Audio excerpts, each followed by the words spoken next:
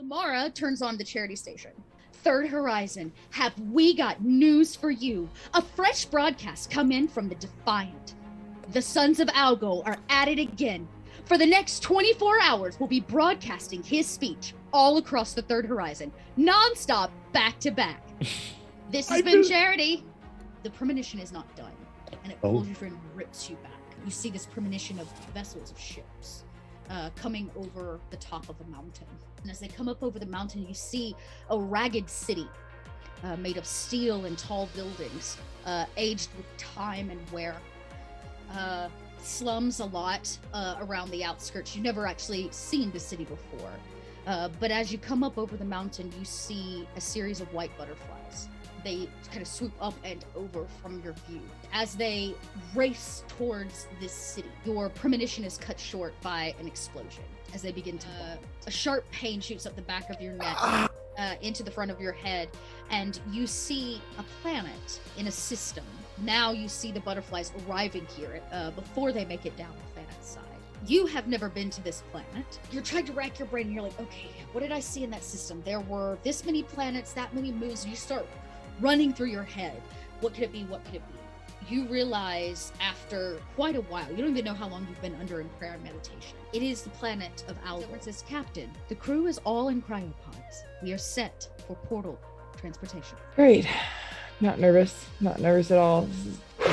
Okay.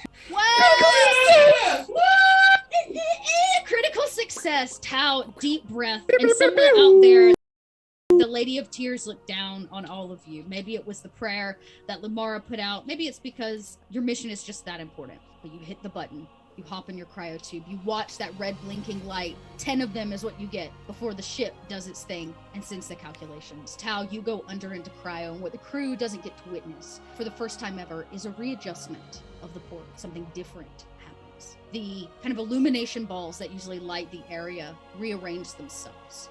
And as they do and they lock into place with this new code that has not been used here since before the Portal Wars, the kind of black hole space in between opens back up. If you could see the panic on board the portal station as people run around trying to figure out what's going on and why the portal is malfunctioning. Captains across the starships see this blast as a ship comes out from the side of the Order of the Pariah.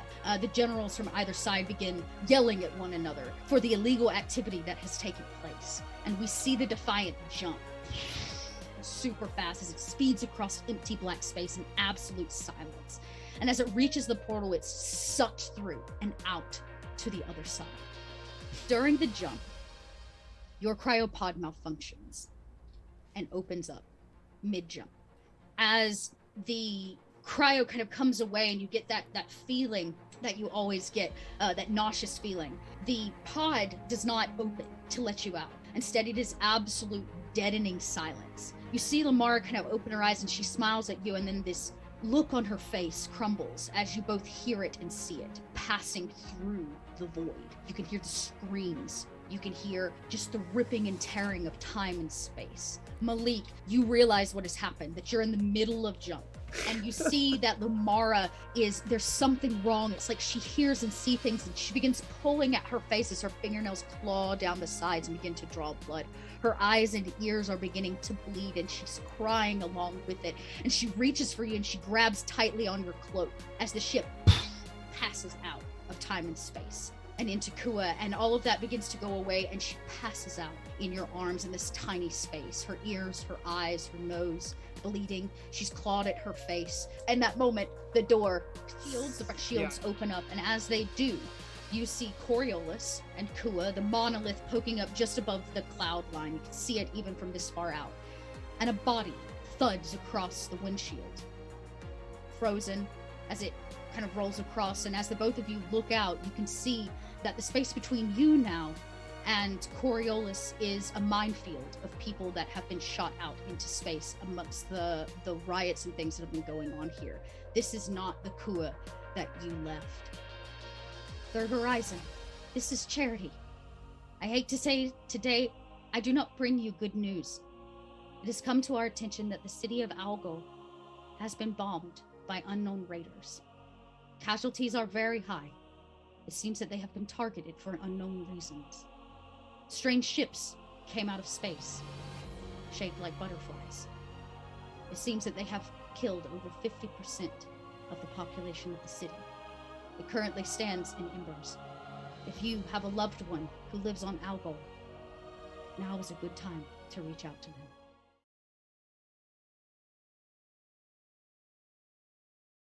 them. Arise, minions, and welcome to unMadeGaming. We are here for another episode of Void. We had a little bit of a break. There's dead bodies all over space, and it's Dot's fault. It's directly Dot's fault. And people are trying to get frisky, and so Dot tossed a dead body in there. Points, it's y'all's fault. Yeah, and the cockpit has two meanings. Anyway, so if you guys like what we do here and you want to support this channel, the best way to do that is over on our Patreon down below for more jokes like that. And while you're down there, click on that Discord link, join us in the Discord, be a part of the community, be a part of the conversation, and as always, in the bottom right-hand corner is the corruption bar. That bar serves two purposes. One is when that bar fills, Dot tortures us maniacally, and we just pray to survive. And two, every single dollar that goes into that bar goes back to these wonderful, amazing faces that you see here before you. With that, Dot, please kill us in space. Sorry, Green Room Chatter tonight is. Wait, do it again. See, guys, we chat in the Discord and we chat in the comments about like how we can level up on unMadeGaming, and then Gnome over here is like, bro, this is your stream is so good, we just gotta level up like the tech and we'll get you to the next level. And then he comes on shows and does this. It does this. So we opened tonight with a Dot dance because Children. It got intense last episode. The conflict has escalated and there were some repercussions for some actions. But before we get into that, because we are wrapping up into the final bits of this campaign, some of you are sitting on experience points.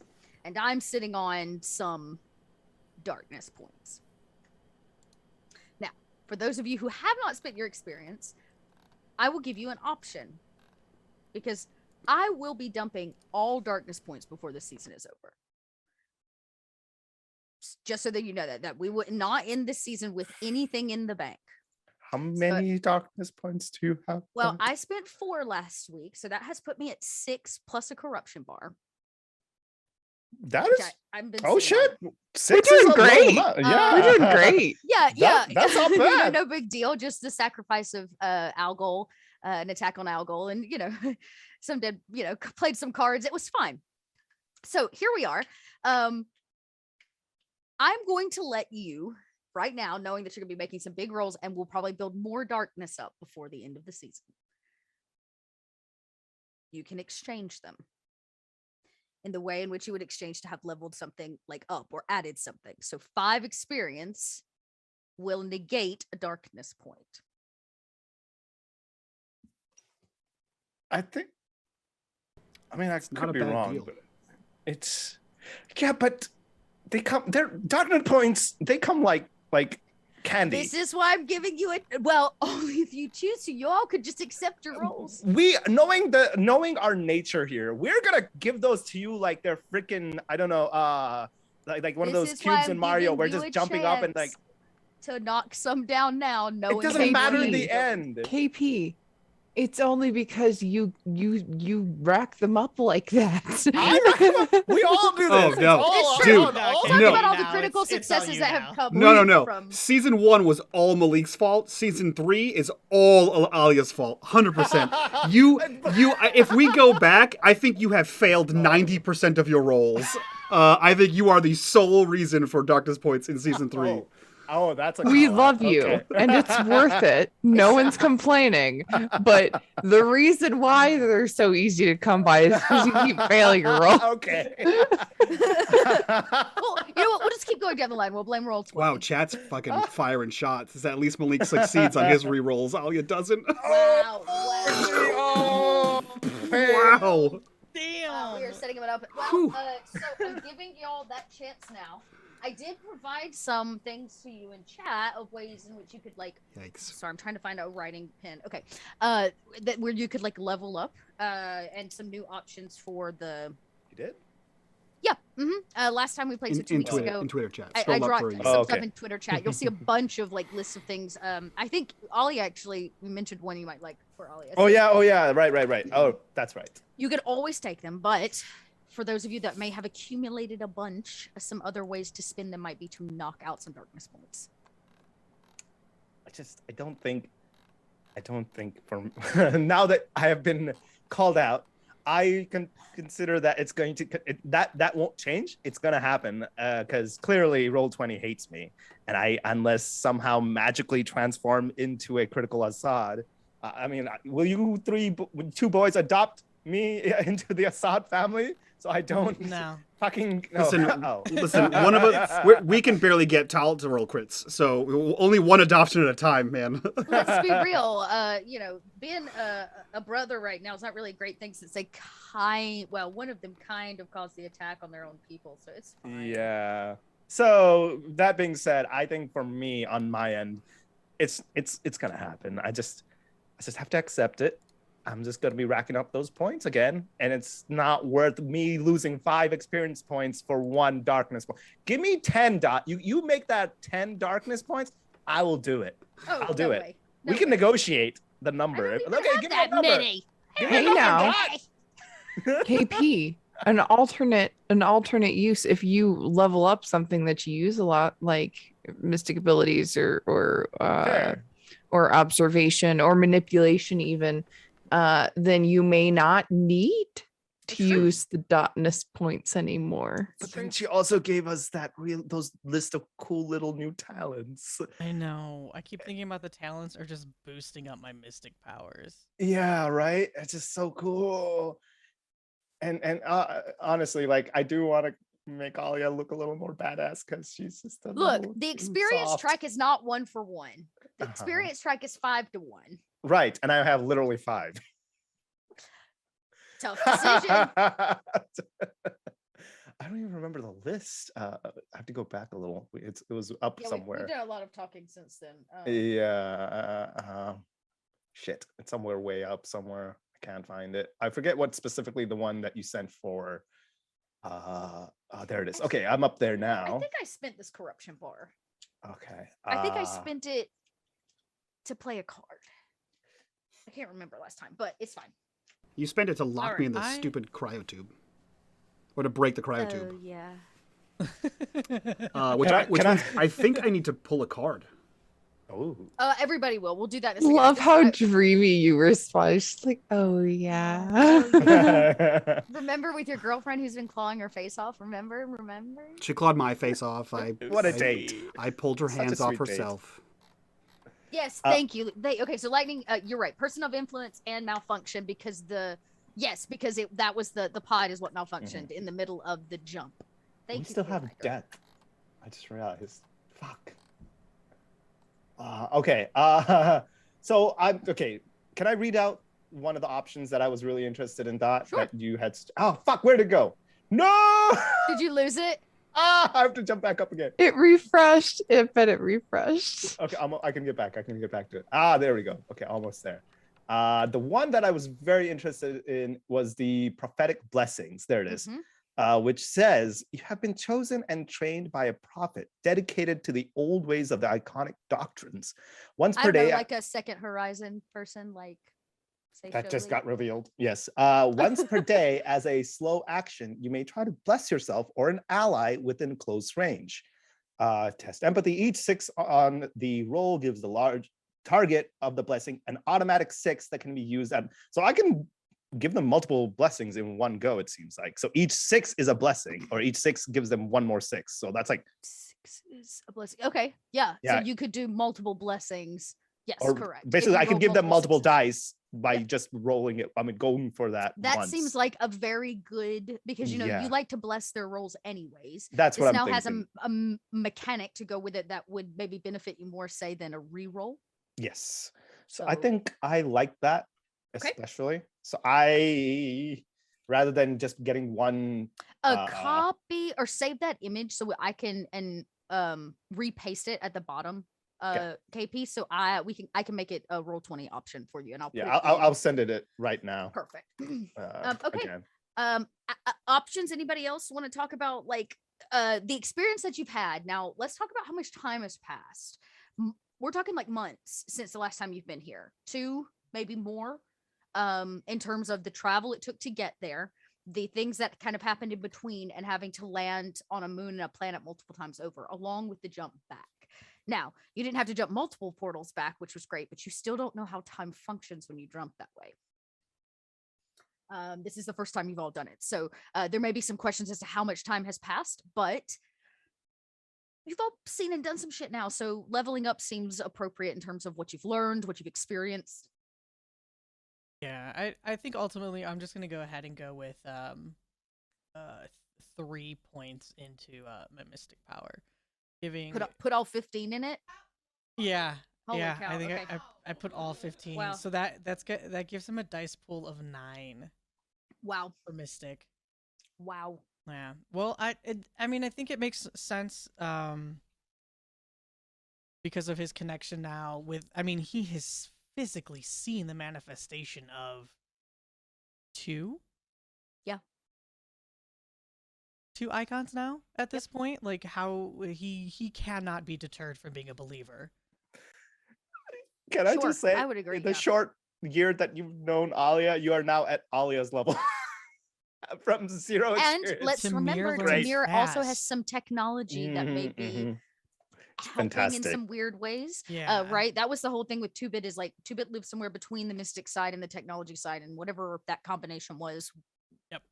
No, Yep, that's fantastic. really I was just like, God damn, that's so cool. You leveled up quick. You're natural. Anybody else?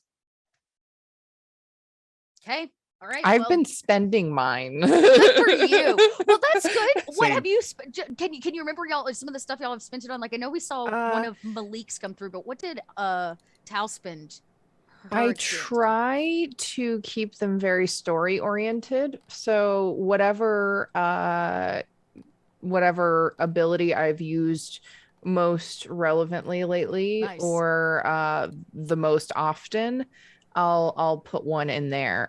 Like I upped my command at one point.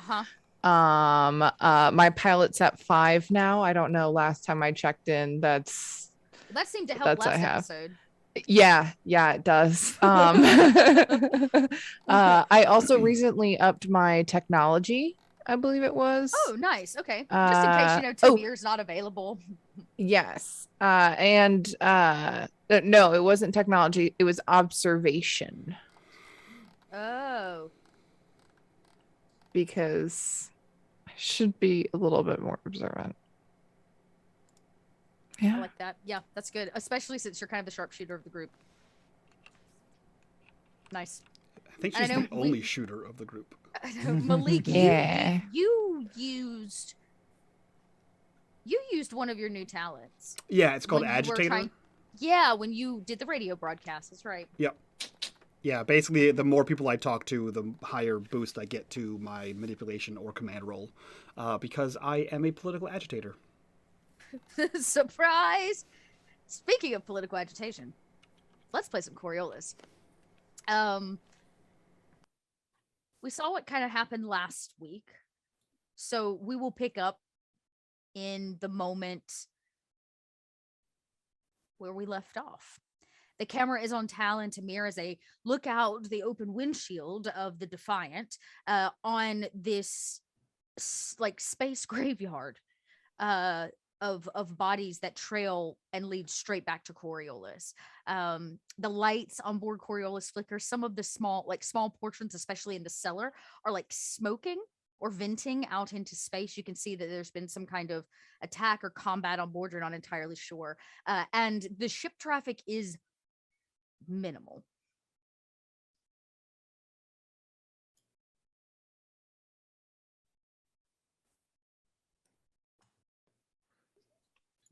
We're all awake at this point. Right? We are in all different parts of the ship. They're in the cockpit, and they're in the cockpit. You and I and unconscious Lamara are in the medbay. Yeah.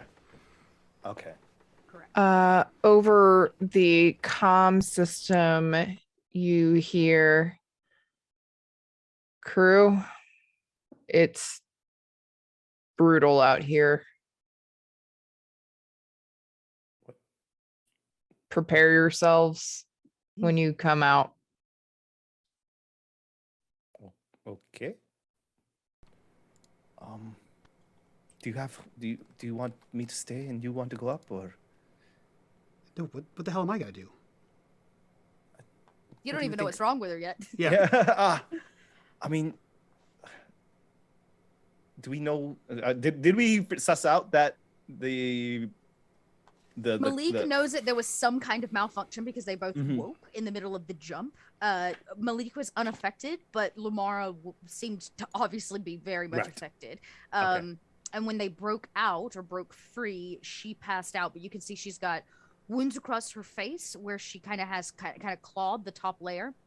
She's bleeding out of the orifices, her eyes, her nose, her ears, her mouth. This kind of thick, viscous red, and she is breathing. She seems to be breathing, but she is injured. Okay. I think at this point, I'm assuming that everybody kind of knows some basic medicine, like basic. If you're not trained in medicine, you can make a wits check. I got you. Okay. Malik is actually trained in medicine. Great, perfect. So Malik can make a medicine check. You are also in the ship's medbay, and I believe you get a +1 for that. Because you have all of the things you need. Nice. Hey, that's not Two too successes. bad. More than likely, she went into a state of shock and passed out. Like, this is just it will pass. She didn't bump her head, so you imagine it's not a concussion. You're able to tend to the wounds on her face and neck, and her fingers, pretty easily and clean her up. Do you want to attempt to run any tests, or are you just bare minimum first aid? I think his immediate response is to just clean her up and first aid. And then if we have, I know we've kind of mentioned it before. I know we don't have an actual auto doc, but you get a +4 because of the trauma lab. Oh, bet. So he's gonna try to hook her up and let basically the system run a diagnostic. The system run a diagnostic. Yeah. Okay. Yeah. Roll 3 more and let's see. That's not how that works. That's not. Don't you worry. It's not how that roll works. 3. Hey, you got another one, so that's 3. Okay, so you're able to clean her up relatively quickly. If you stay, you see this, Alia. Yeah. If not, and you leave, Malik cleans up Lamara's face, her wounds. She didn't dig quite deep enough to need stitches or anything of that nature. You clean out her fingernails, and then you put her in a diagnostics tube. Yeah. I will say for the record, KP or Alia, you see that there's probably one rake of fingernails on her face. Just one. Yeah. And the whole time he's fixing her up, there are several on his face and neck that are not being tended to whatsoever. As he is cleaning her up and hooking her to the machine and getting her on the bed, as he's getting her situated. And then he kind of like, once she's in there, he hits the button. We have a problem here. What's the problem? Lamar is unconscious. I That's a big problem. Why is she unconscious?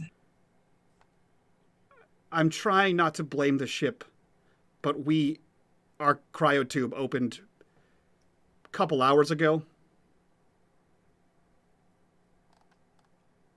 Captain, it seems like she may have been affected by the jump. Something perhaps similar to what you two had faced a while back. But we're in the middle of this, and I may need to be here to perhaps monitor, and also I may need to check beyond the usual medical statistics. Yeah,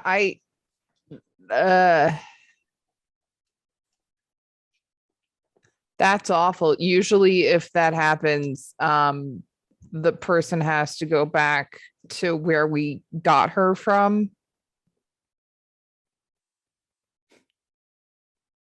Was that you, Eris, saying, or was that Tal? That was Tal. Oh, okay. Do we know why? I don't know why. I'm asking SKP. Why? Why what?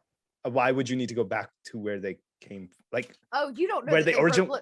You don't know that that makes sense because Alia has no knowledge of Lamara being broken out of a mental ward. Yeah. Yeah. So you can ask. Yeah.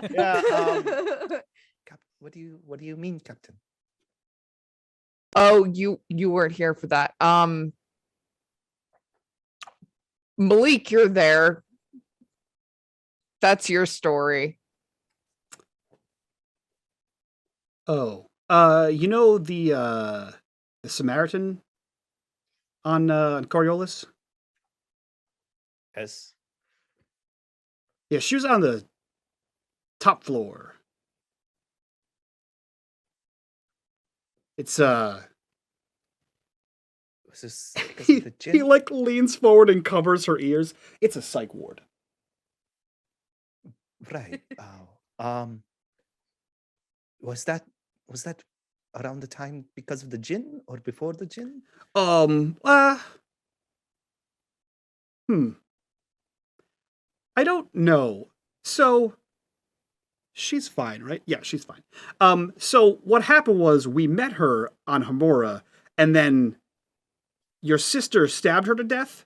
And then I put a bunch of her insides back inside, and sewed her up, and she lived. But she went a little nutty. And then she got brought to the Samaritan, and then she told everyone that I was her boyfriend and that I would come rescue her. And then I just happened to find her there, and ironically also rescued her, and then brought her here as the ship's doctor. And Let's also not forget you left your number. then she went a little ginny. You see, I don't know when that happened. a quick, like, there's up till then, Alia just looked, regular, and then that just her face just sinks, and then she kind of turns to her, and then there's a hesitation to wanting to approach, and then finally she comes up and then grabs her hand, and then you just see her just lean in, just start saying, I'm so sorry. I'm so sorry. I'm so,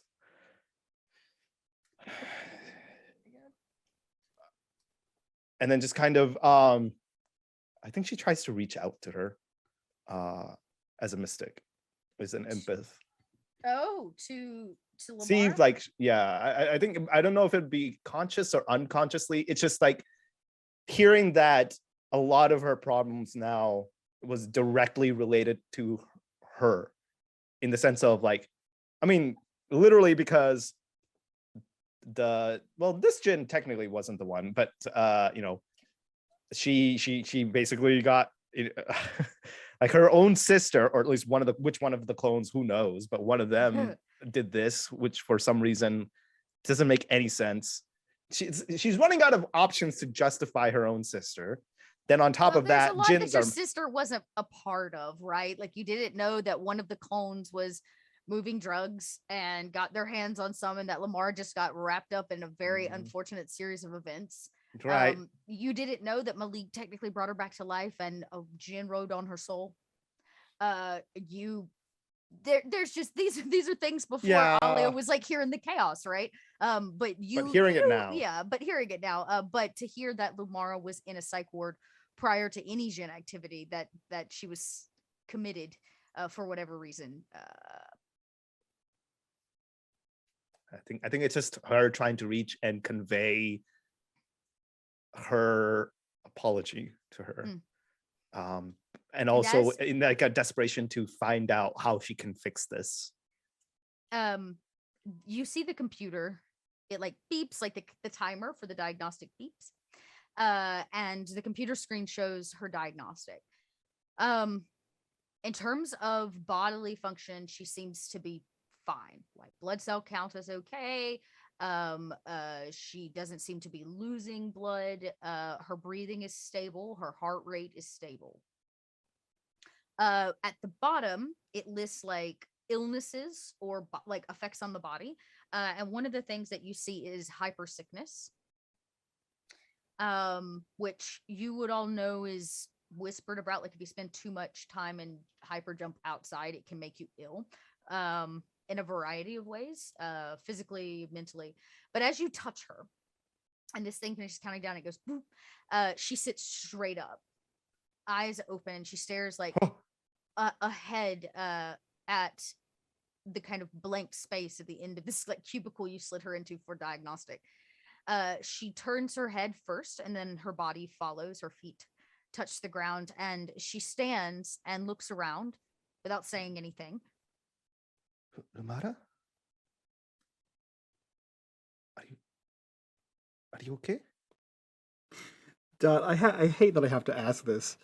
For Malik, is this unusual behavior? Well, maybe you questioned that you're like, I don't know if this is just Lamar being Lamar. She doesn't respond to either of you, including Alia's words. She simply stands, kind of looks around, and goes over to kind of walks over, and you think, oh, she might be getting something from a cabinet. And then she just stops and stares blankly at the wall in front of her. Lumara? Now that is weird. Alia comes up to her and places a hand on her shoulder. Hey, my dear, Lumara, are you okay? She kind of blinks blankly. Her head turns, though her body stays facing the wall.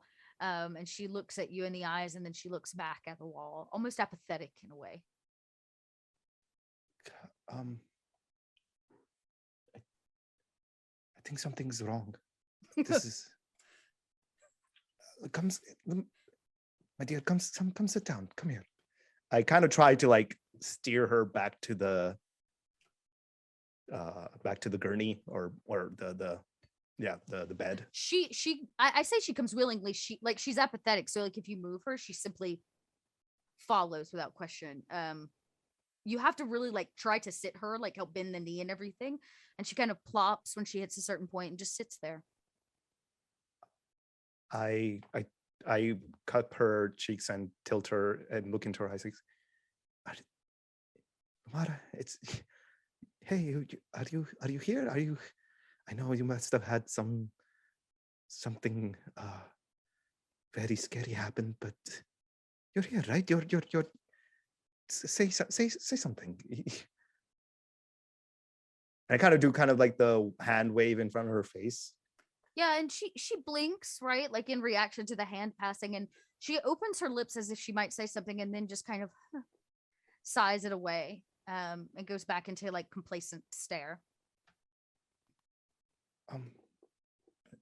Malik, has this ever happened to her before? Malik is standing a few feet from where she was when you moved her, and he is like, his head's a little cocked to the side, and he's looking at the same spot of nothing on the wall. And as if he's ignoring you, he just says, hey, you know about weird shit? Like ancient Yes. stuff? I mean, yes, a little. Cool. Stand here. And he just like points to next to him. Okay, but Lumara Just sounds okay. Come here. Okay. And I he kind of- lifts he lifts his communicator and he like spins a dial and hits a button on it, and a small wireframe cube appears, and then he kind of hits it again and it expands to the size of the room. And Dot, from memory, I'm going to try to orient us in this square room in the same way that I was oriented in Lamara's cell. Because I took a 3D scan of her room, a wireframe scan of all the weird, crazy writings she carved all over the place. And I hit that and sort of expanded onto the walls. And I'm looking at the exact spot where she was looking. And that's where I'm navigating Alia's up to. Alia, you see this project. It's like, those things that kids put stars on the ceiling with, right? With Yeah. light behind it. But in this case, it projects like drawings and writings across every inch of this medical space. You can tell that it would be a lot clearer if it was on flat walls, but it bends across the cabinets and the countertops. What? In that space, there seems to be nothing in particular. She does kind of stand up very slowly when it projects, and she kind of looks around as if it is familiar in some way, but you still get no reaction or bodily function or word. She carved this or wrote it mostly with a scalpel in her room. In her, are you talking about back then? Yeah, the 7th floor. Are you saying that she's very similar to how she was back then? I don't know. She was She a was little significantly chattier. You've never seen Lamar this quiet. Yeah, she was normal Lamara back then. She just also wrote a bunch of crazy stuff on the wall. It didn't seem relevant at the time because she just seemed nutty. I don't know that it's relevant now, but that was weird. That was weird for her. Would Alia be able to recognize any of this writing? You could roll a culture check. Hey. Now for Tal and Tamir, you get the notice that something's up. Do y'all head down or do you stay in the cockpit? Okay. Gotta stay. We gotta steer and get ourselves acquainted and Okay. figure out where we're gonna land. Tal, that I was about to say, okay. Are you gonna pilot in and where are you thinking of landing? Yeah, so the thing about I remember that you said that there's a bunch of debris and bodies and all sorts of stuff. So we cannot like autopilot this shit. No. So yeah, Tal is going to have to continue to take the ship in. I feel like I got a cat hair in my mouth. I hate that. It is. And it bothers you I forever. got Or it. it sticks to your lipstick. I got it. Problem. Yay. Okay. Anyways, Okay. it was like in my teeth. It was gross. Yeah, so gonna be carefully steering towards Coriolis. Okay. Let's get Not a pilot check. yeah, I am going to be trying to keep my stealth up because I did just come through a portal that was supposed to be like inactive. So I want to kind of take the long way around and look like I'm coming from somewhere else if I can. Okay. All right. So we're gonna get a piloting check. We'll say your stealth is up. So if anybody spots you, I'll have you roll for the stealth. But in this case, you're just trying to pilot. You're gonna get the +1 for the temple on the ship. Mhm. You get a +1 for the boosters, the like maneuverability thrusters. Now the ship is rebalanced in power. Last time you had like moved all the energy to the right to get through faster, but everything's rebalanced now. So things like the proximity lasers or guns or whatever they are, if something like hits the hull, is available. But that'll hit if you turn those on. It hits everything: bodies, metal. Yeah. Unless for some reason it was like reprogrammed, right, or something like that. But right now, as it stands, it keeps anything off the hull. So. Yeah, I'm just trying not to think about that. Perfect. So let's get a +2 to your piloting check to see your success of coming in. Now, where are you headed on Coriolis? Where are you parked Ooh. I think that we gotta talk about that. I'm gonna give you a darkness point for that. I don't. FYI, if you roll Like successfully, chiclets. We give them like chiclets. I tell you. Hold on. The only rolls I ever give darkness true, is points piloting, for are yeah. pilot rolls because that influences everyone. I'm just saying. I felt like it would have been a waste of using our experience points for that because it's just we're gonna rack them up. It's just gonna happen. It's just there's no point.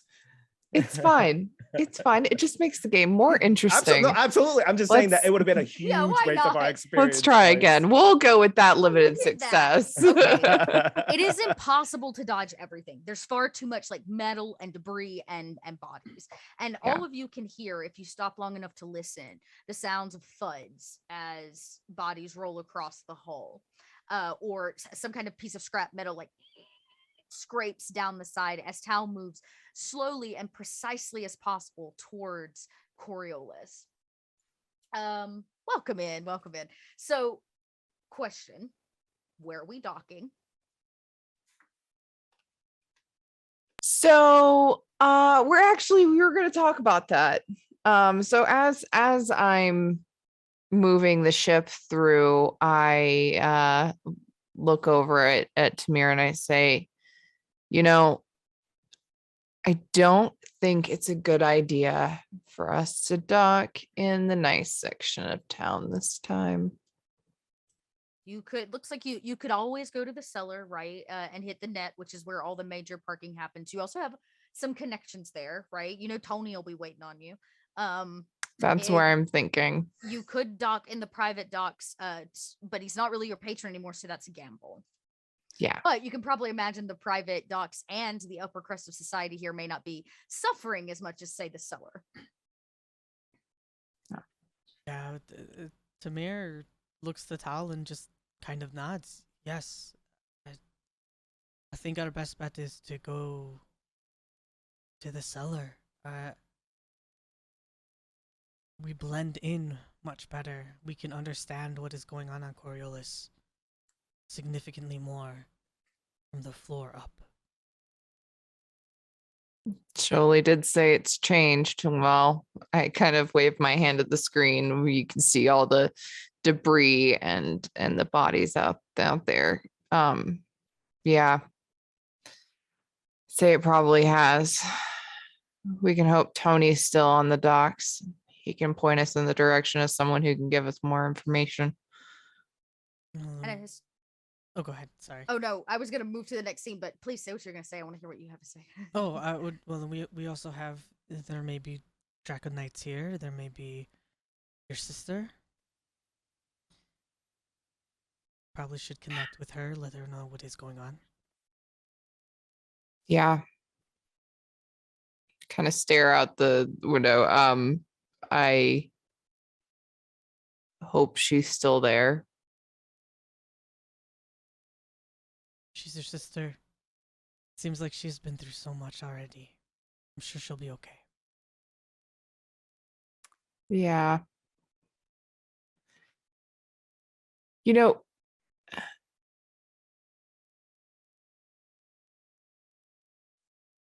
This is getting really, really big, Tamir. It's entirely possible that I could be leading you to your deaths. You know that, right? Tal, I think we've already come to an understanding that no matter what we do, it's going to lead to death. I think that's why we're able to overcome such adversity. Because we don't seem to fear it.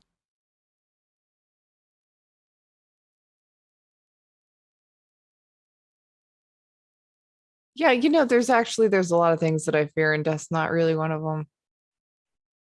And you see so much of it. It's inevitable, right? Yeah.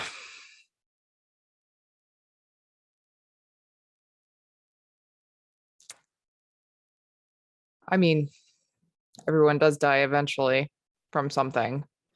So, At least we can die doing something good. Hopefully. This one seems really out there in the grand scheme of everything that we've kind of done. The monolith, a massive weapon. we broke into the most heavily guarded jail in the Third Horizon to get a friend out. And you think that disabling the largest weapon is weird? Yes. We literally went out there. We're now in the center of things. Here's the difference though between the two, right? We may or may not have also unleashed who knows what from Omicron. There are people who live in the monolith. We can't just explode it and hope that that works. We have to go in with care. Surgical precision. Millions could die. Millions more will die. We can't have them be sacrifices. Well, that's why we're trusting the technology in your big head. It's a very small head. There's just a lot in it.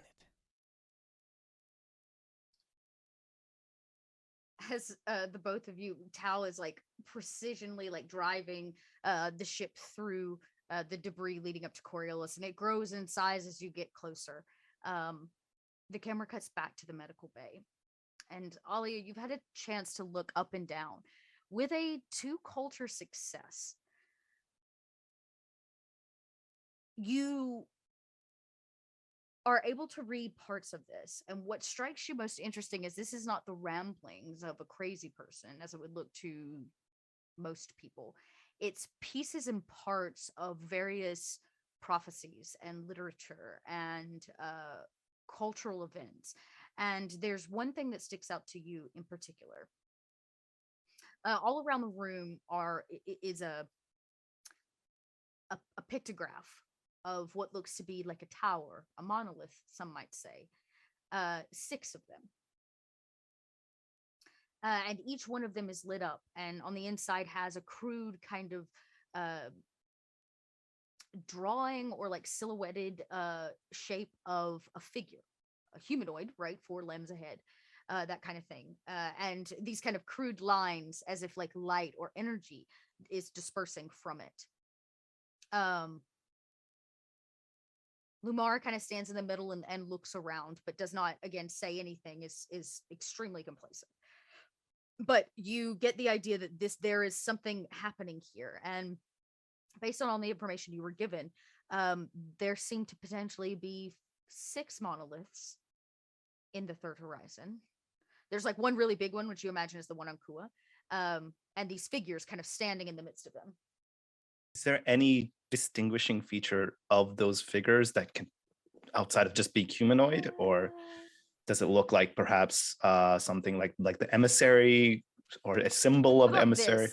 There's something that gives away what it is, but you were told that the emissaries have the capability of stopping these. But what you're piecing together now, and if Lumara had some kind of prophetic dreams or visions, you're not entirely sure, or just her ramblings as she was writing these out a year plus ago, is that there is an emissary per monolith. Problem is, we've lost 2 emissaries.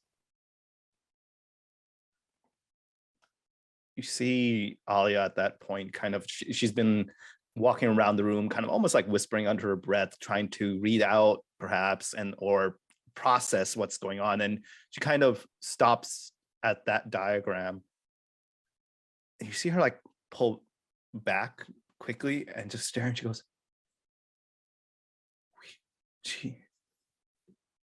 she knew, or at least we could have known that there were signs. This was, and she turns to Malik, she goes, this is a prophecy. This is about the monoliths. This is about what we're about to do right now. She knew, or at least had some level of knowledge a year ago.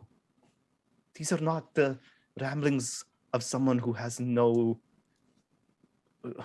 cohesive mind. This is something reached out to her. Something, I don't know. I don't know if she herself had these powers and could tap into it then, or perhaps an icon through her. But this is not just mere ramblings. I mean, there's the djinn that you guys said. But that was before that, you said, right? The djinn happened after. So, here's the thing. She was pretty normal when we first met her. And then she kind of died for like a few minutes. And then she got a little kooky. And then she also started making people's brains liquefy and drip out of their nose and other things like that. And then she got locked in the jar. So yeah. You're trying to kind of piece really it all know. together. Yeah, and you're trying to figure out like the order of timeline. From what you get, Alia, she died. When she came back to life, the djinn probably was already with her. And because the corruption took so long, they thought what was wrong with her was she had lost her mind coming back from the dead. And so she was sent, right, away to this. But she was put into the asylum with the djinn in her. And they rescued her, basically not knowing. And as it got worse and she gained more abilities and the djinn was beginning to take over, it's about the time you showed up. Okay. Oh. You see Alia. So maybe the djinn? You see Alia just walk up to Lamara, and there's a brief pause, and then she kind of just goes in and then takes her into her arms and just goes, you poor thing. Oh, I cannot even begin. I turn to Malik and goes, I don't know if I can fix it here, but we need to take her to my temple, to a proper temple, not the one on the ship, but the one perhaps on Coriolis. She's been exposed to the djinn for way too long, for far too long, and even removing it, I'm afraid even some of that the vestiges of that djinn still resides in her. She's not okay, Malik. I don't have any idea about any of that, so I'll take you at your word. This says she's, relatively fine. She looked relatively fine to you. Listen, scientifically, she is relatively fine for who she is. This doesn't do psychic valves. She has hypersickness. We have the things to treat it here. Medically, she'll be okay. Magically, I don't know, man. I just, it's not, Sometimes you need to open your mind to something more than that. Okay. I'm opening it. You take her to the temple. I didn't say no. Okay. I'm trying to My be thought. supportive here. I don't have any insight to that. When he says that and kind of points over to her, you look at Lamara stands there, just blank as can be, blank stare. There are, you did do an all body scan. Some more studying of that might reveal more things if you're interested. I mean, Malik has no intent. He hasn't stated it, but he has no intention to leave here. So he's going to be in here running whatever he can run on the computers with his somewhat rudimentary knowledge. That being said, maybe you pick it up, maybe you don't. I will leave this up to you as player to character. But on the counter, just next to Lamara, almost in like the background, sits a helmet on a counter. On the same counter that holds the filing cabinet where she's storing the gin.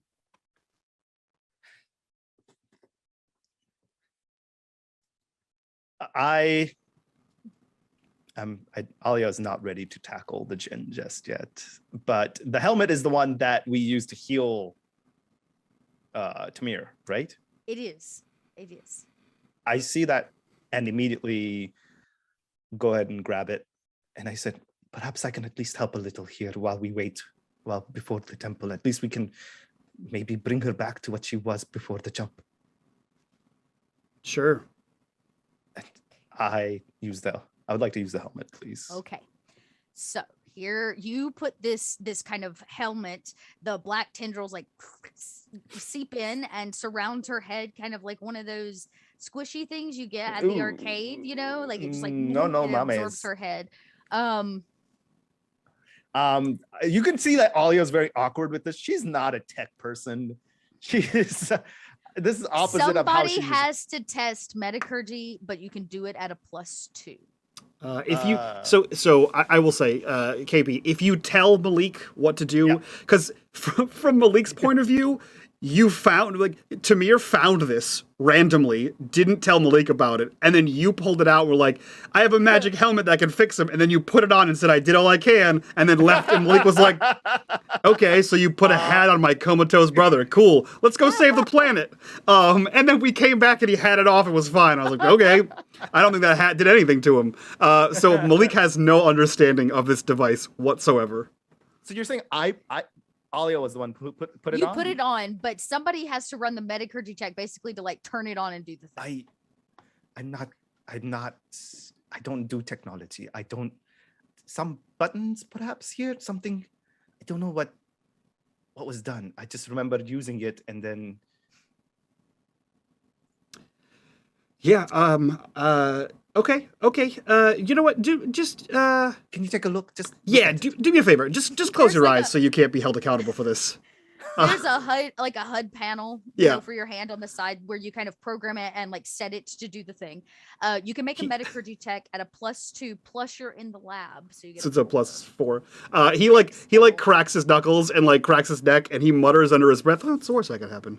No, probably a lot. And then he's gonna roll. So +6 because 4 for that, 2 for the helmet. 1. Hey, 1. Here's the thing. You just have to succeed. If you fail, we have a much larger problem, but all you have to do is succeed. I have so many dice for that, guys. It's far beyond you. You manage to, being both a little bit of a tech wizard and have bare minimum knowledge of what this does, and having seen it work before on your brother, that it does kind of heal the mind and potentially the spirit. How much of Malik believes his spirit part is on him. But you basically set the timer like a microwave. You kind of like do the bare minimum and hit the go button, and you can see it begins to count down. What you have programmed to do to successfully like try to heal her mind from whatever mania has been inset is going to take 6 days, says the double dice. It's 2d6. You got 6, which could have been a lot worse. So it'll take about 6 days, and you see the like timer pop up, and you do the math of the hours as it counts down, and you see about 6 days, Malik. Is that a timer for 6 days? Is that what is the time? What does it mean? 6 days for what? Are you asking? Yeah. Oh, I don't probably. Till it's done. Do I feel anything? You know, there was a countdown on Malik. On Tamir, his was like 7 days. So you can imagine the countdown is how long it's going to take it to heal her mind. But you said you put it on my head. No, on her head. No. Oh, okay, that's why I'm so confused. You put it on her head. Okay, you put it on like, why her am I putting it on my head? No, incorrect. Yeah. Okay. Could I perhaps? Because when we did it because I think what happened, from what I recall, I tried to help and perhaps assist, but it failed the last time, from what I remember. I think you tried to do something with your mystic abilities. You cannot roll if you don't have metacurgy for this item. I see. In the meantime, Because so remember, Lamara rolled last time, and you blessed Lamara as she tried to use it, and she gave a big bonus to Tamir. And then you did some mystic thing that also gave bonuses to Tamir when he was trying to get out of like the mind block or whatever. But in this case, the item can only be used by. I see. But this item also, when used, gives 3 darkness points. So just. I love pretty much. I feel like that would what happened. I love what she said. It's like I first put it on my head. It's like, is this how it works? Like, wait, no, that's not right. No, wrong person. Yeah, blank onto Lamara. Boop, boop, boop, and you can see the timer. And she gently lays back into like a reclined position, with this thing on her head. She doesn't move. She breathes steadily. You can see the like diagnostics on the screen on the helmet, like boop boop, and show her heartbeat. And that her brain is functioning at full, or well, it's healing the brain, right? But it's doing what it can to make her brain be back to full capacity. I just realized I should goddamn use my new talent. I don't my prophetic blessing. Damn it. Oh well. Trust me, you may get the chance. And as she kind of lays down and hits that point of like she's now in rest and healing, the small port window. Oh no, it's the air vent room. Y'all have sent many of people out it, like the airtight room on the back of the medical bay. You see the window at the far door that actually hits the outside of space. Something hits it, and you don't hear anything. There's no noise, but you see like something thud against it, and then like a hand drag past it. And maybe for the first time, you and Malik take a look out of the medical bay port window, and through this small circle and the kind of dome of the lens of the window, you can see out, and you now see that you are flying through a debris field of ship and cargo and people, or corpses anyways, I should say. And off very, very close now is Coriolis. My God.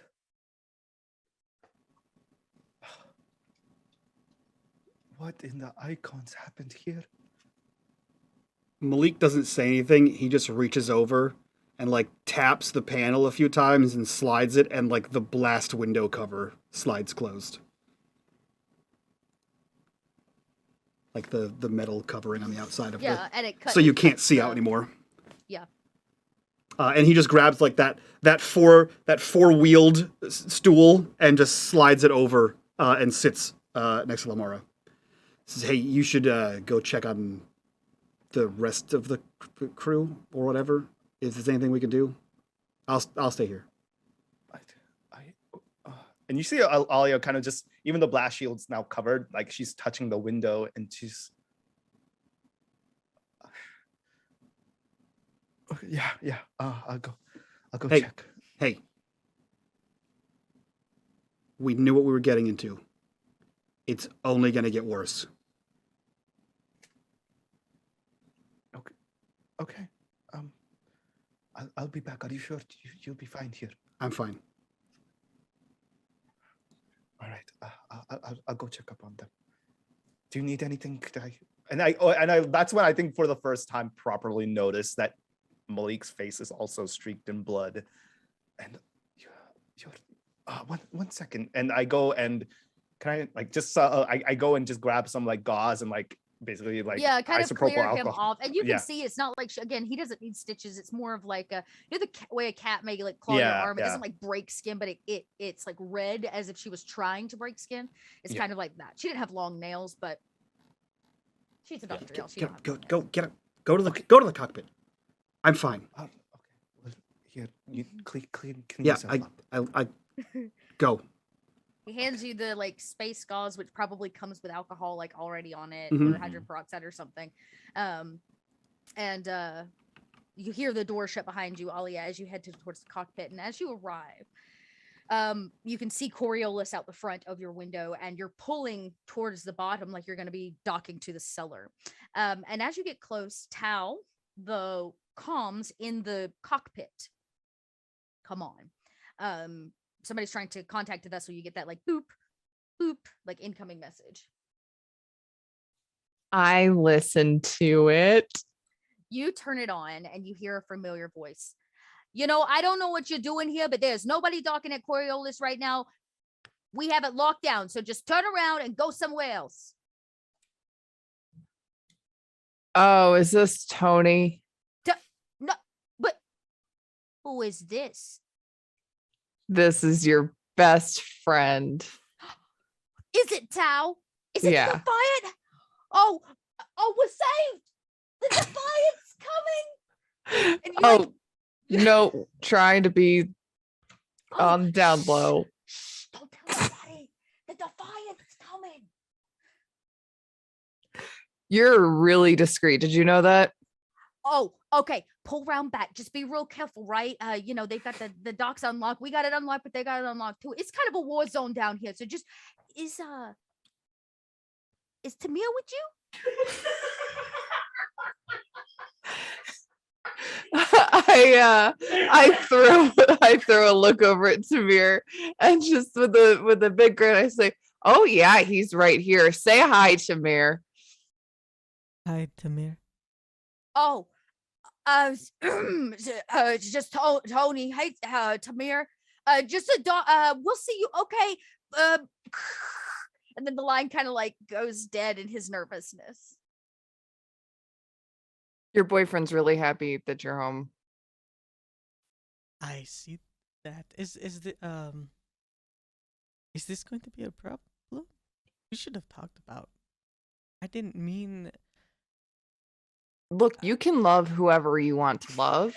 That's okay with me. You know, you might want to tell Tony about us though. This is complicated. I you know, love is like that sometimes.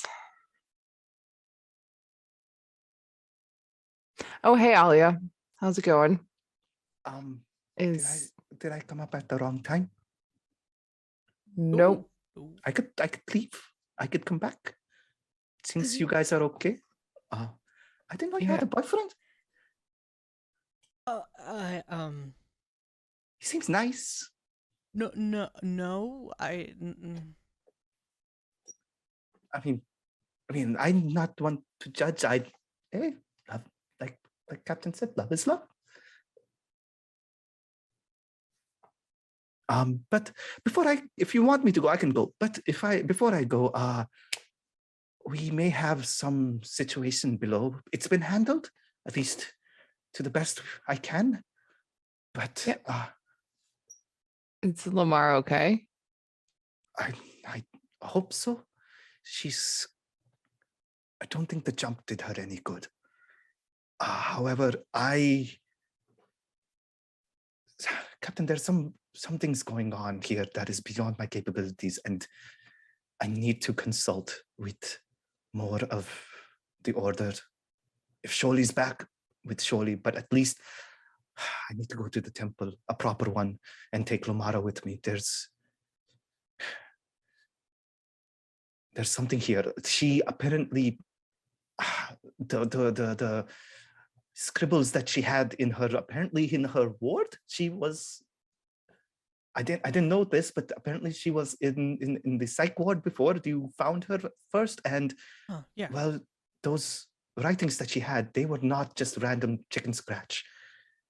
From what I could guess, from what I saw, the best I could make out, she prophesied about the beacons over a year ago.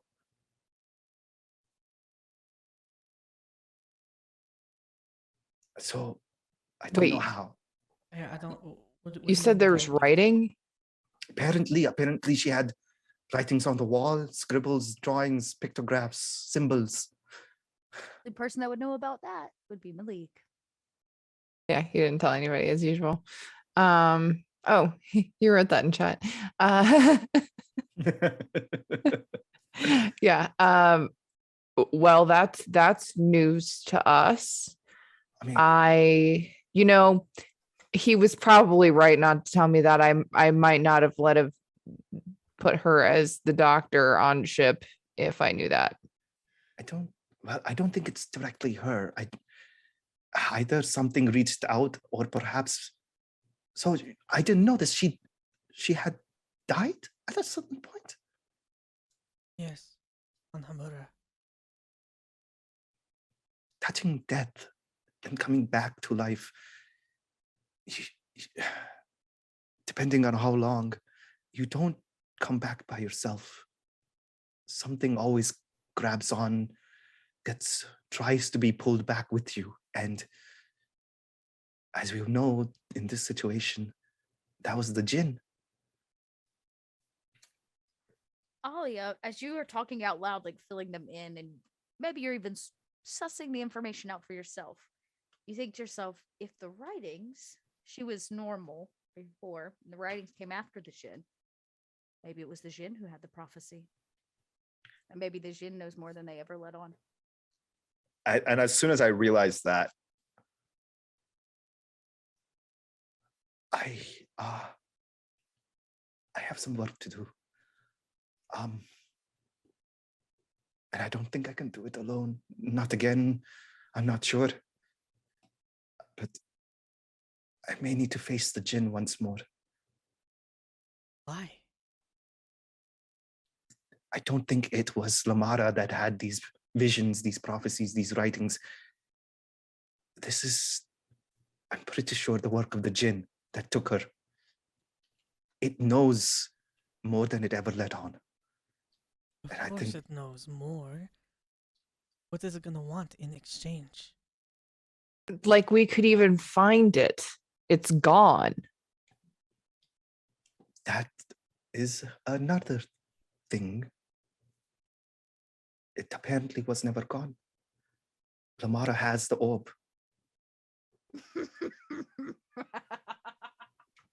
Which is also another reason I need to take her to the temple with the orb. I need the help of more than one mystic. As soon as we dock in Coriolis, I'm getting a double. And then we'll go to the temple. I'll get the double on the way to the temple. And you see that you are, in fact, pulling in. Tal, as you get close, you can see that some of the docking stations have been completely destroyed, blown up. You're not exactly sure what happened here. You can see that the net itself is not in the state that you left it. And there is a single lone soul. The runway lights, not here. People flagging you in, not here, but a single lone man in a jumpsuit waves you down. Across his back is slung a rifle of some kind, and you can see the kind of charcoaled space cargo bins that were once stacked here now lay asunder, have a few men hiding behind them with weapons as well. They look purposefully there, not like they're sneaking up on Tony. They may be his backup, your backup. As he kind of waves you in and points to the dock for you to land. There will be no assistance for this landing. You have to make it blind, basically. So I am going to make you make one more piloting check. Do I get a +1 for the antimatter robots for maneuverability? Yes, for the maneuverability, and you'll get the blessing for the vessel. Awesome. From So the that's chapel. 2. Excuse me.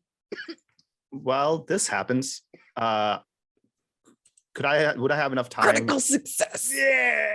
When do I Amazing. get things like this, man? You One day. you basically parallel park the shit out of this vessel. Boop boop right in there, and you see Tony's like totally impressed as you line up exactly where This is how they land.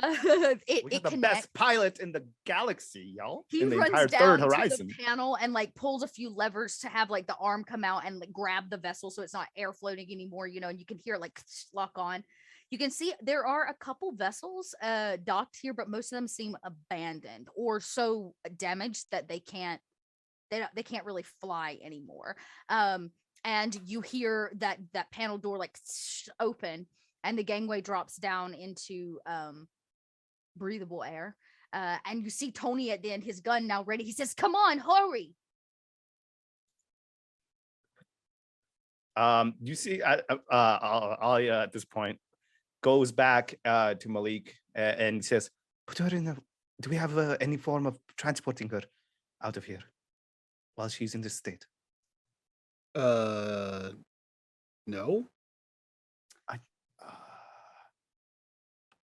Okay. I need your help.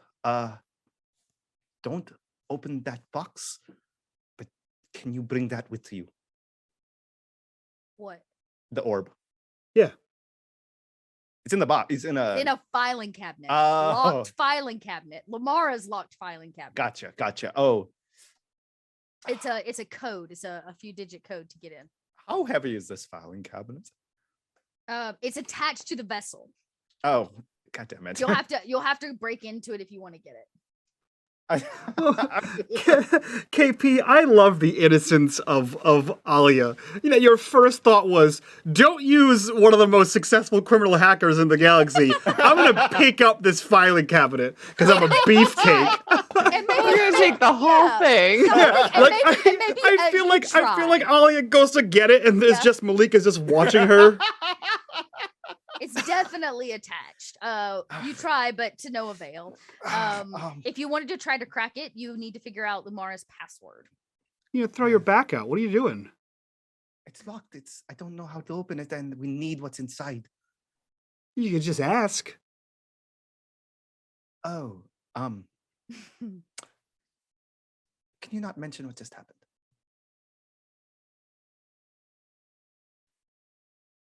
Yeah. I won't mention it. Malik, you know everything on the ship is recorded. Oh yeah, Malik's the one recording it. That's why like struggling.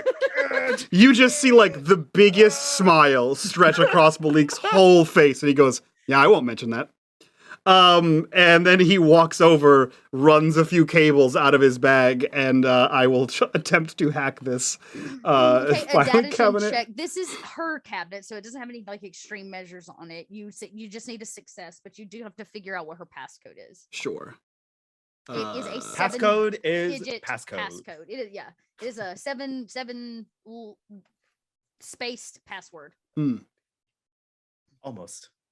Yes. Did I roll Okay, Metacurgy? Oh wait, hold on. I clicked Metacurgy. I'm sorry. I clicked the one you're below right, it. You did. Let me try that one more time. 2 successes. Oh, yeah. You start running before you even bother. Maybe you question if you can just figure out Lamara's password. She is your girlfriend technically, so you try everything from like your birth date to your name.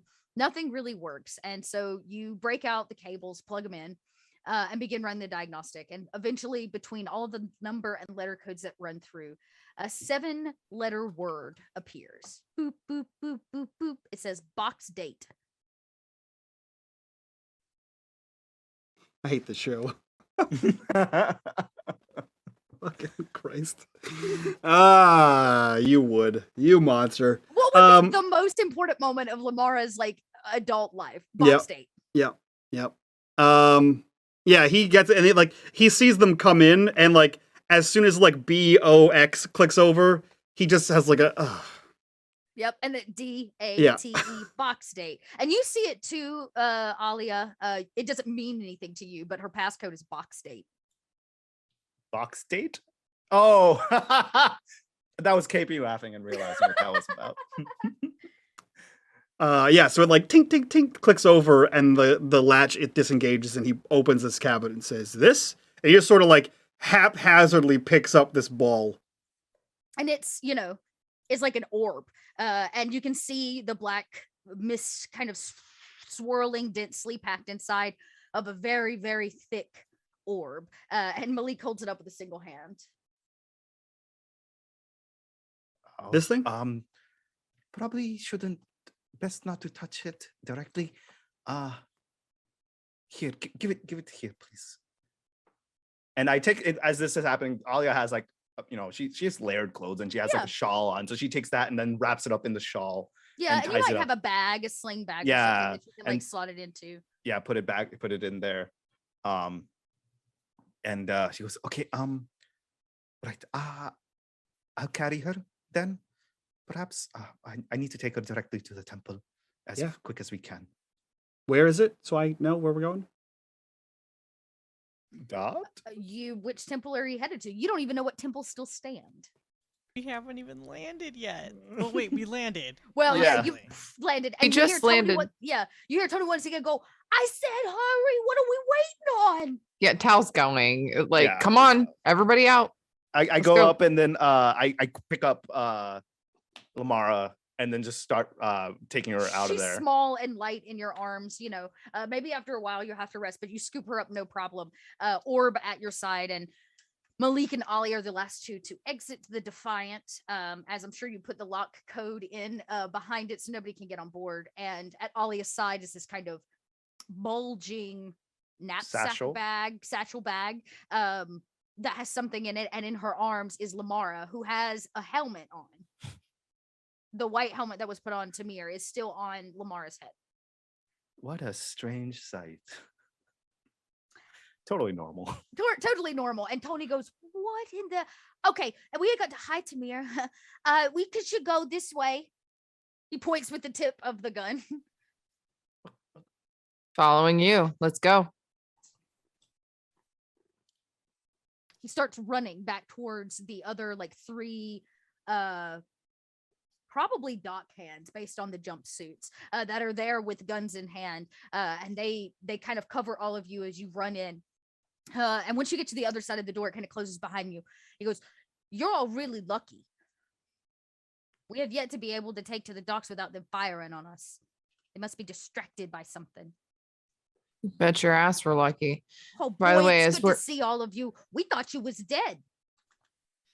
You know, we thought we were dead too a few times. I feel like that's just our MO. We kind of tend to always seem to be or assume to be dead, and then we surprise everybody. I don't know why people keep being he surprised. said, you go and put out a broadcast, and he gestures to Malik, and then you just up and disappear for like 3 weeks. It's only been 3 weeks. Oh, he says, no, you've been gone like 3 months, but the broadcast was like 3 weeks ago, and it started all kinds of stuff. That means that the jump, though It's only a record single time. jump, there was a time delay of some kind. How long would it have normally taken? A time us to get- delay. It's a time sped up. It takes Man, like that was fast. yeah, it takes months to travel from Coriolis to Zalos. Precisely. Had you like made the jump by jump. Now, yeah, 3 weeks is nothing, but in Yeah, terms of an instantaneous, it wasn't instantaneous. Yeah, like that. it would have taken us like 6 months to get back. We really made good What time. is- Tony, what has happened? What is going on with Coriolis? Why are there all those bodies? He kind of looks around and he gestures for his soldiers to like go back to post, and you can see all around what would have been like the large open space where people entered the docking bay, right? This is where they would have done customs checks, where people would have picked up baggage if it was transport. It's where you pass through. The basics is now shut down. Things are boarded over. You can see scorch marks on the walls. A lot of the deckhands here have weapons, but they are injured, right? A bound leg here, a bound arm there. And he says, well, it's not looking so good on Coriolis. Oh, we shut the docks down. The Free League thought maybe it was a good idea to, not be dealing with the Consortium since, I don't know, about a week ago, the Consortium and the Zalosians, they teamed up and all that jazz. Officially, or whatever. It didn't go over so well. And since then, it's been basically a full-on war zone. The cell is like, No, you don't know. Wait, Okay. the Consortium and the Zalosians teamed up against who? The Hegemony? Yeah. Huh. He says, you really are out of the loop. Where have you been? We just jumped from Zalos 3 weeks ago. Ain't no way you jumped from Zalos 3 weeks ago. That's a 2-month trip. I broadcasted that from Zalos.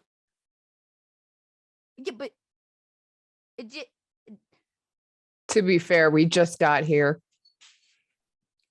okay, so let's pretend you jump from Zalos here in 3 weeks' time across multiple borders that are officially closed. What is it you're doing here? Not that I ain't glad to see. I'm really glad to see you, Tamir. But what are you doing here? Did you hear the broadcast? Oh, I heard it. I heard they bombed Algo recently. I also heard that. Wait, did we hear that? Yeah, it was on the charity. No. No, we didn't hear that. It was the only audience Malik- heard that. No, Malik and Alia heard it because they were in the medical bay where Lamara kept on Charity's channel. Yep. The two of you did not because you were in the cockpit. So that is news to Tamir. And Malik does say, yeah, I heard. What do you mean they bumped Algo? Oh, well, the radios just put out that they had been building forces for a while, and since the brothers are Algo and all that, they decided to, I guess, to hit it where it hurts. They didn't like your broadcast too much, Malik. That's kind of the point. Well, you lot has caused a lot of problems. Are you hungry? I'd offer you some food, but we ain't got none. We need to go to a temple. And he motions to Lamara. I could take her if you guys need to go elsewhere. I just Which temple? What's one of standing? One of the mystics. Do you have what temple? Whichever temple is available. I mean, preferably. Do you have is there a Lady of the Tears? You understand that they burned all the temples on Coriolis, right? When the Consortium and the Zolotians teamed up against the Homogeny, that there ain't no temples left. Well, technically, ain't no temples left. What happened to the people? What about? Well, I hope anybody that was standing with the order got out, but the ones that didn't, I imagine, their frozen bodies welcomed you in.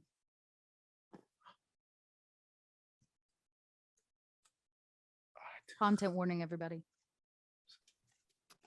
I want to visit the temple that doesn't exist. I bet you would.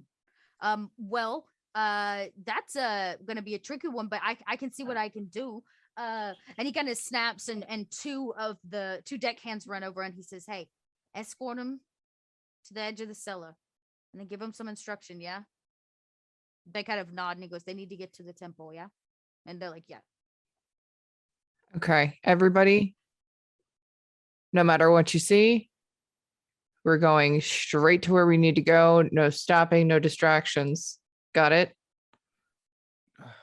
He goes, if you're scared to me, I could come too.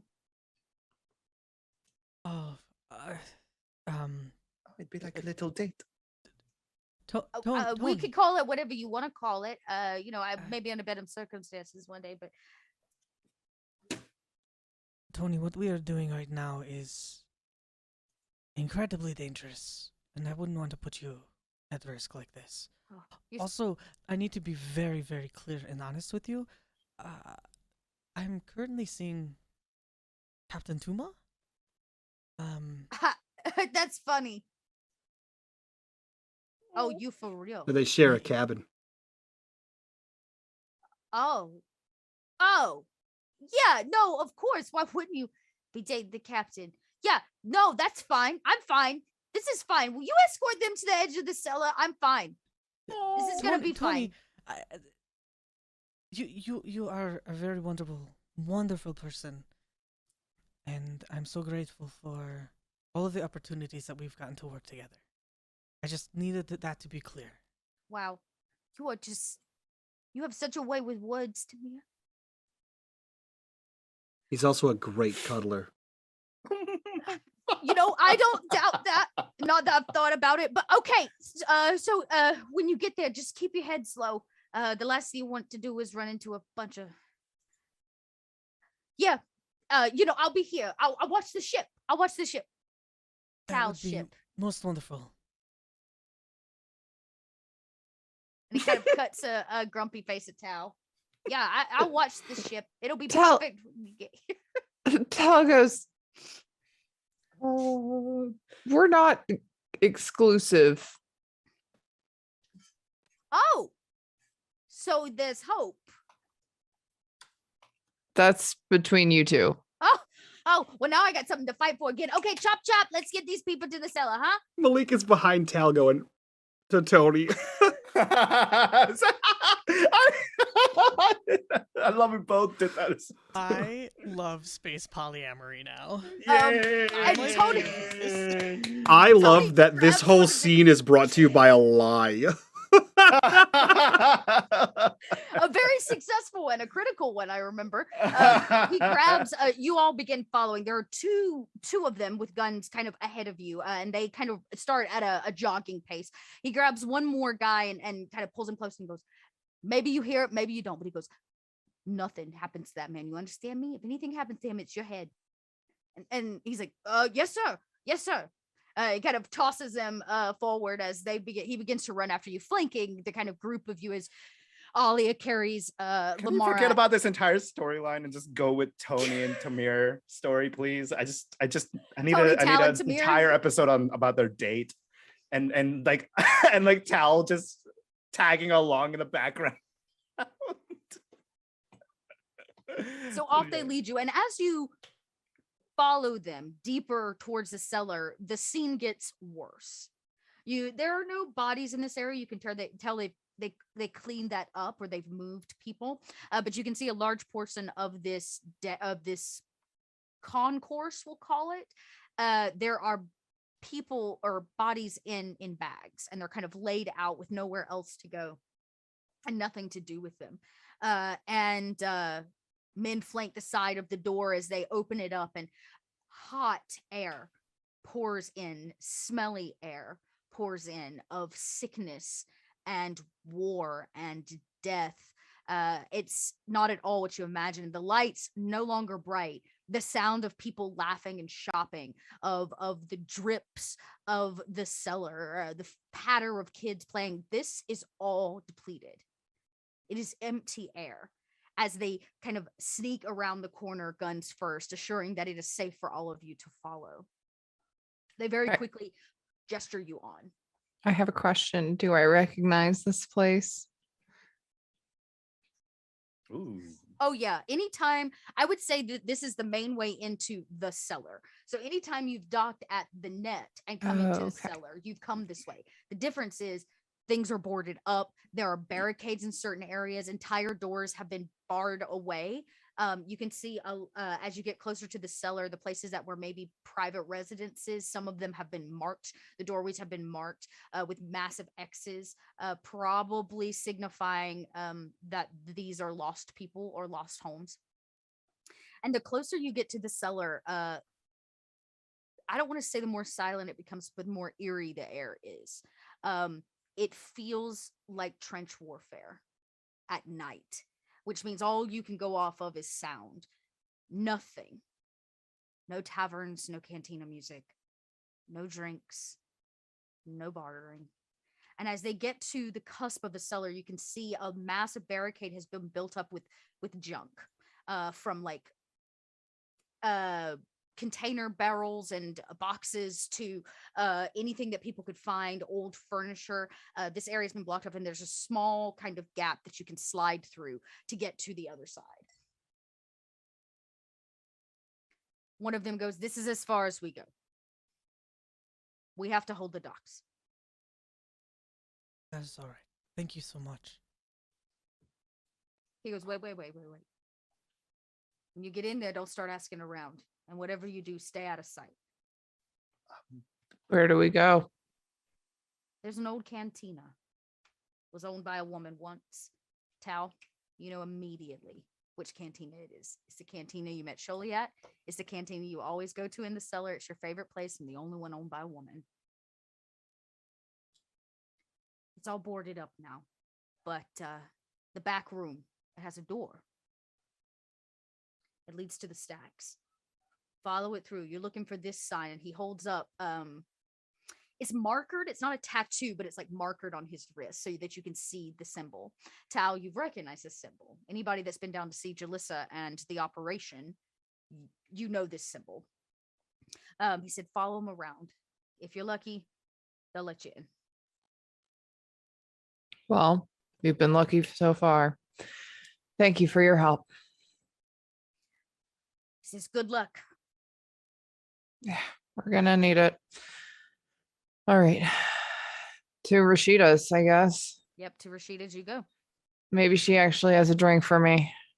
I need to know how you are managing all of this. Like, how is movement happening? Is somebody leading? Tao obviously knows where you're going, so you don't have to make any kind of like find your way there. But you do probably all want to make some kind of check for stealth, which would be infiltration. Don't have that. Agility? I'll agility. take an agility. It may not add as much to your stealth as say infiltration would, but agility will help you get past the debris, the barricaded areas. Yeah, okay. Nice. Makes sense. 2 dice. 1 success. Okay. What about old Malik? Okay. Ooh. Tal and Tamir, you move rather quickly. Malik and Alia pace behind you, which makes sense since Alia is carrying Lamar. It's just a slow process. Okay.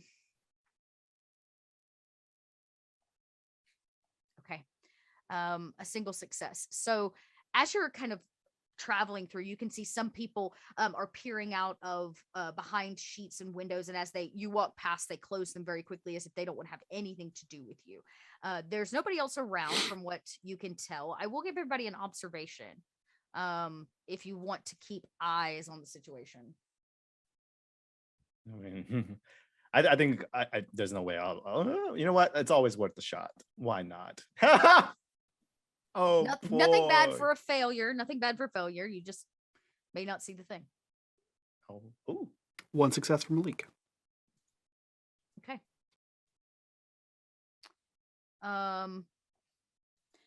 Malik, you are all traveling and you get the feeling that you are in fact being watched. You don't know from where, but you may not be alone. And these aren't just like prying eyes closing their curtains and their drapes. This is somebody's following you. Like you're being tracked. Yeah, Malik, who was probably walking like a step behind and to the side of Alia, he sort of like slinks up beside her and like just puts an arm on like her giant bicep and just like shakes his head no, and then continues walking past and walks like quickly and quietly up to Tal and just sort of leans in and just says, "We're being followed," and then he slowly like fades back towards Alia.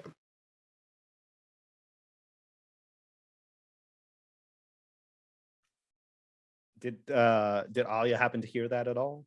I would imagine it's Okay. a whisper and there's not a lot of sound other than maybe like some dripping pipes and a baby crying off in the distance.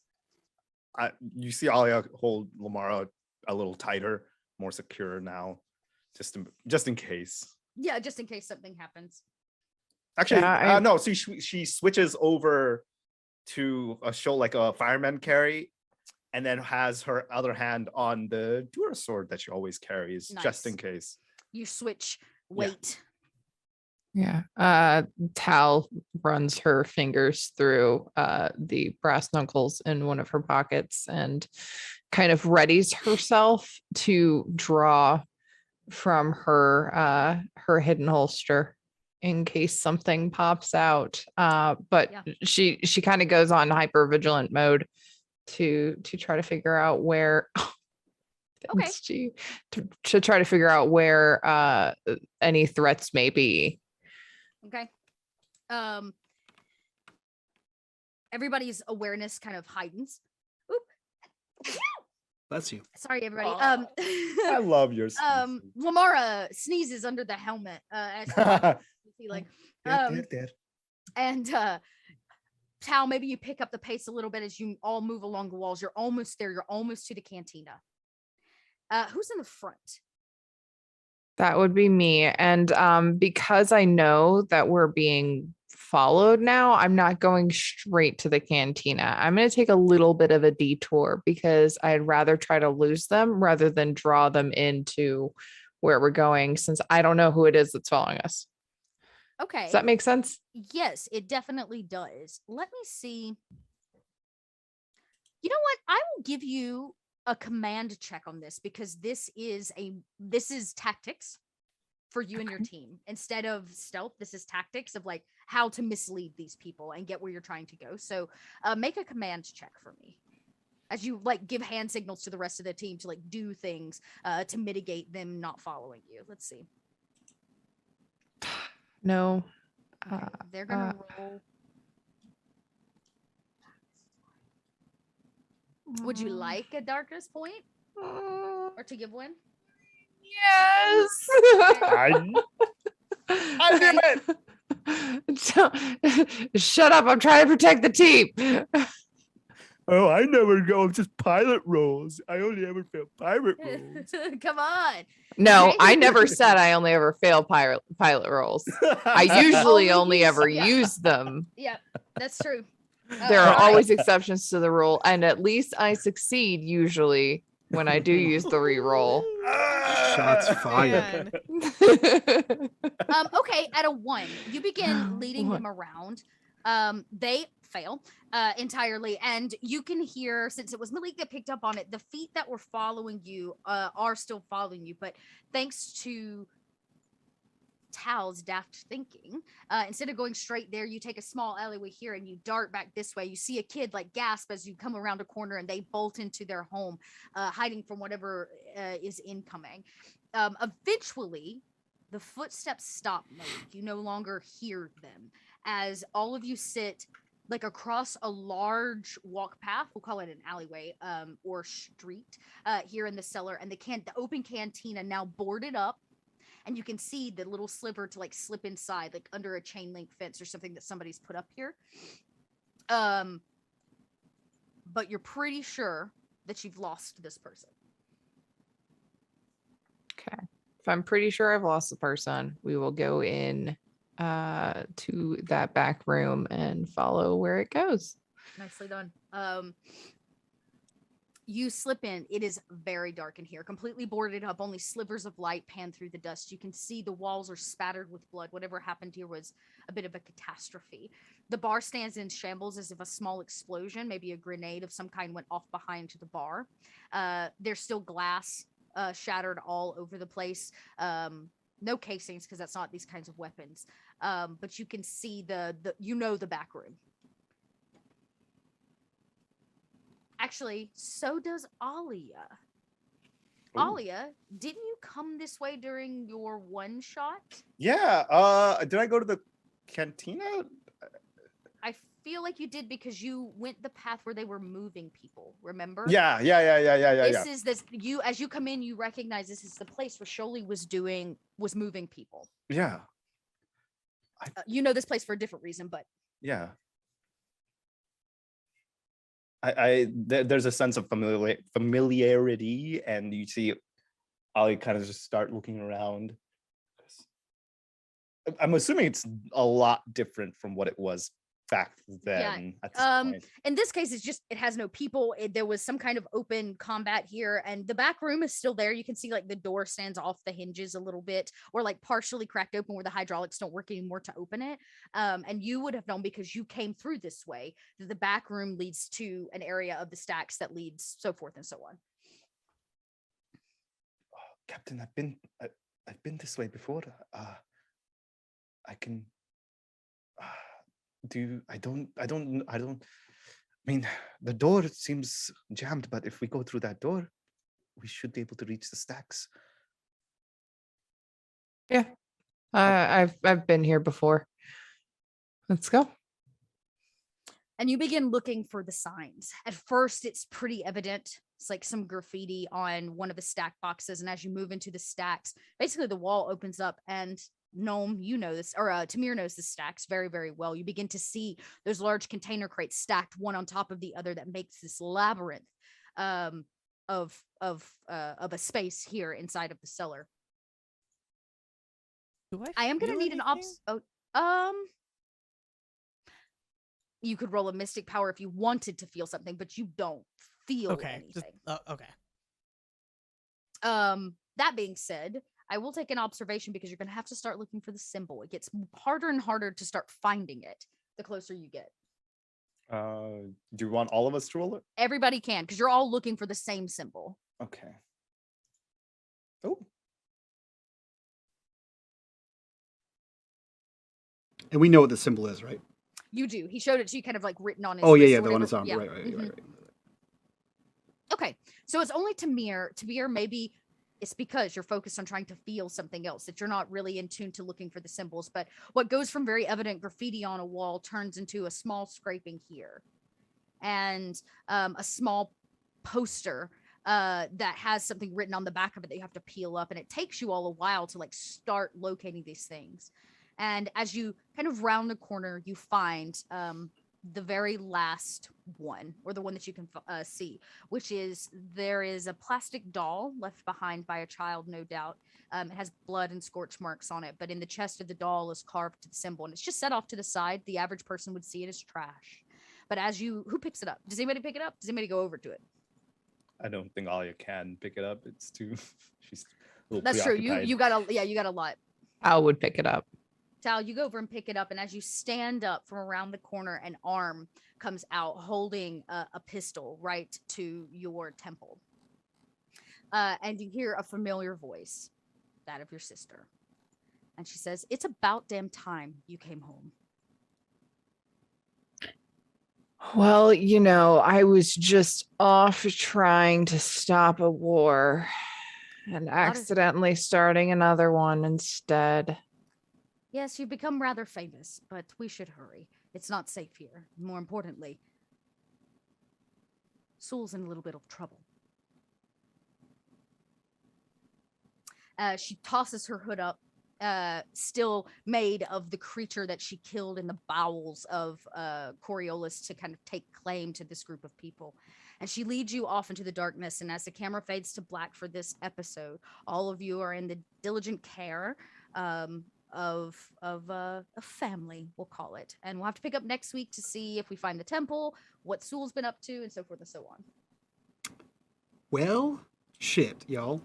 Okay, fantastic. That is where we end this episode. I'm excited for next week for a number of reasons. So let's get out of here. Let's do our outtroductions. Let's do our after show. And if you guys want access to the after show, it is available on Patreon. Link for that down below. You get access to this after show, all the other after shows for all the shows we've done here on the channel. It's really cool. All kinds of behind the scenes exclusives in that, as well as some games that you can play on the weekends.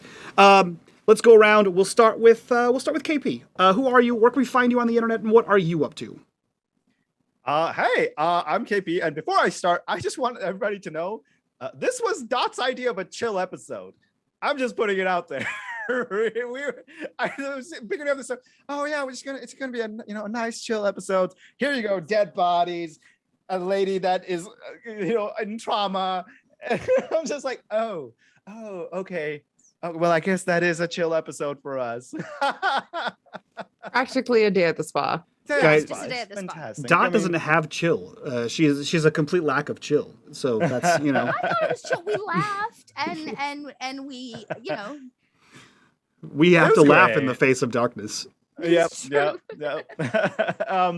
As for who am I go by KP Urban Studios, if you don't already know, on all your social medias. And I do a bunch of things. I play TTRPGs like this one. Tomorrow, I'm super excited again. We come back and play our City of Light and Darkness campaign. Dot is my fellow player there. And hopefully Tomorrow, we're gonna have Dot. Yeah. Season 5, episode 2. And I'm just so excited. If you like punching Nazis or seeing people punch Nazis and F them up on your Friday evenings, come on, that sounds like a lovely night out. Come hang out. What a delightful evening. Yeah, Right? yeah, it's so great. The It's a perfect way to spend your Friday night. But yes, that will be tomorrow at 4 p.m. Pacific time on Trooper SJP's channel. Thank you so much, G, for the link. Outside of that, every Tuesday, back here on this channel, I get to play with the majority of these wonderful folks again on our Tales from the Loop campaign. On Wednesdays, I'm on Nat One Fun's channel where we play D&D, but with a twist, with a little isekai twist. A bunch of people got transported into our own D&D game, so that's a lot of fun. If that sounds awesome. fun to you, come join us there. Well, they kind of announced it, but I'm gonna be on Pod by Night's podcast as Kadir, and I'm just so happy and excited, and it's the best. I don't know when it will be airing. I don't your think it's episodes tomorrow. drop in 2 weeks. 2 weeks, so not tomorrow, but next Friday or the 2 following. weeks out, so I guess technically 3 weeks. So we'll drop one tomorrow, one after that. So 3 more episodes. Yeah. The wait. No. Yeah, we're ahead. Sorry, KP. Oh, okay. Well, at least that will put us. Wait. Yeah, that will put us. Okay, I won't miss it. I'll still be here to watch that. So I'm excited. Hell, freaking yeah. But yeah, that's me right now. Yeah, there you go. And I do Cool. photography. Yeah, go check them out. Aris, who are you? Where can we find you, and what are you up to? Hello, I'm Erisavad. I make things like jewelry and dice accessories like trays and bags and stuff. You can find the things that I make at erisavad.com. I have a store upload tomorrow, which is mostly jewelry, but there's a couple bags in there. So you should check it out. It's going to be uploaded at noon Eastern time. Yeah. Hell yes. And get yourself an ass hat. Yes, get yourself an ass hat. That is right there right now, though. Oh, if you want to support my cat who has medical expenses, yes. You can buy yourself a Rufus butt sticker, which is on my website right now in the merch section. You can get yourself a Rufus butt sticker. And every sale goes directly into a savings account for my cat. Every dime goes direct to Rufus. To Rufus's butt. Yeah, it's going straight to his ass. Noam, who are you? Where can we find you, and what are you up to?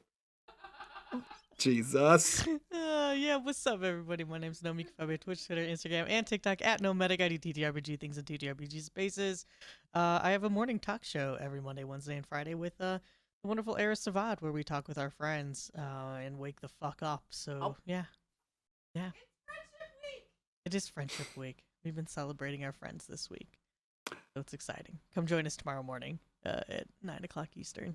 Amazing. And last but not least, Dot, who are you? Where can we find you? What are you up to? Hey friends, I'm Little Red Dot. You can find me anywhere there are little red dots on the internet. Go do it. Find a social media site. Sorry, y'all. I'm wearing a back brace, if you can believe that. Oh, okay. Too Grandma much Dot. sitting, not enough exercise says the doctors. Yeah, find me Little Red Dot. I do all kinds of things like the Stitch of Fate podcast KP was mentioning and City of Light and Shadow with Trooper. I also have a Wednesday morning show with Trooper, which is a shit ton of fun and ridiculous. You can drop by, and I call it the Sin Bin, but we play Divinity Original Sin on Wednesday morning, so make stupid voices. Yeah, other than that, the rest of the time I am Kobold Pressing all the way. So come check me out over on Kobold Press. Amazing. Like I said, we're gonna get out of here, guys. That was our outro. We're gonna do the after show. Again, if you want access to that Patreon link down below, while you're down there, click on that Discord link. Join us in the Discord. Be a part of the community. Be a part of the conversation. But that's it from us. We will see you next week. So from all of us to you guys, bye-bye.